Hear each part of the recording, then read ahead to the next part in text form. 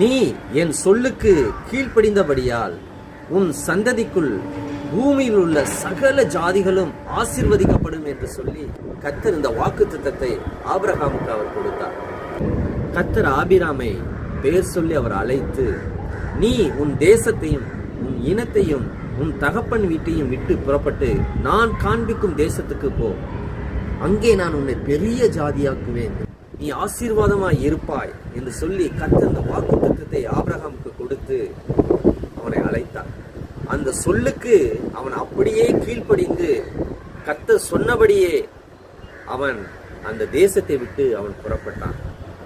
புறப்பட்டு வருகிற பொழுது கர்த்தர் ஆபிராம் என்று இருந்த அவனுடைய பெயரை ஆபிரகாம் என்று சொல்லி அவர் மாற்றினார். ஆபிரகாம் என்பதற்கு எல்லா ஜாதிகளுக்கும் நீ தகப்பன் என்று அர்த்தம், சகல ஜாதிகளுக்கும் நீ தகப்பன் என்று சொல்லி அர்த்தம். ஆனால் ஆபிரகாமுக்கோ பிள்ளை இல்லாமல் இருந்தது. ஆனால் கர்த்தர் ஆபிரகாமை வெளியே அழைத்து வந்து, மேலே அண்ணாந்து பார், வானத்து நட்சத்திரங்களை நீ எண்ண கூடுமானால் உன் சந்ததி எண்ணப்படும் என்று சொல்லி வாக்கு கொடுத்தார். கடற்கரை மணலை போல உன் சந்ததியை நான் பெருக பண்ணுவேன் என்று சொல்லி வாக்கு கொடுத்தார். ஆனால் ஆபிரகாமுக்கோ குழந்தை இல்லாதிருந்தது. ஆனாலும் கர்த்தர் சொன்ன அந்த வாக்கு தத்தத்தை அவன் நம்பி அவன் விசுவாசத்திலே அவன் ஒவ்வொரு நாளும் அடியெடுத்து அவன் நடந்து வந்தான்.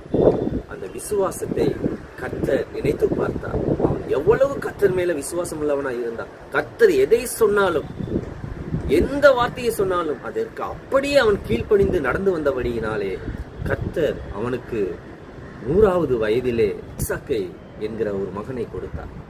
அப்படியாக அவன் சந்ததியை பழுகி நான் பெருக பண்ணுவேன் என்று வாக்கு கொடுத்தார்.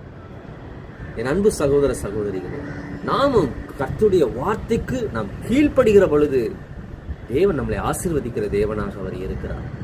எப்படி ஆபிரகாமை ஆசீர்வதித்தாரோ அதே போல கர்த்தர் நம்மளையும் நம்முடைய சந்ததியையும் அவர் ஆசீர்வதிக்கிறவராக இருக்கிறார்.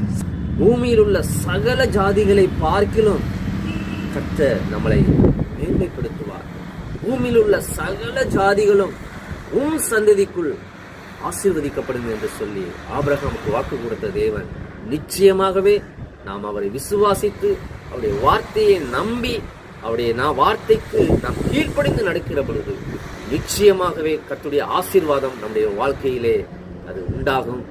நிச்சயமாகவே கர்த்தர் நம்மளை ஆசீர்வதிப்பார். God bless you.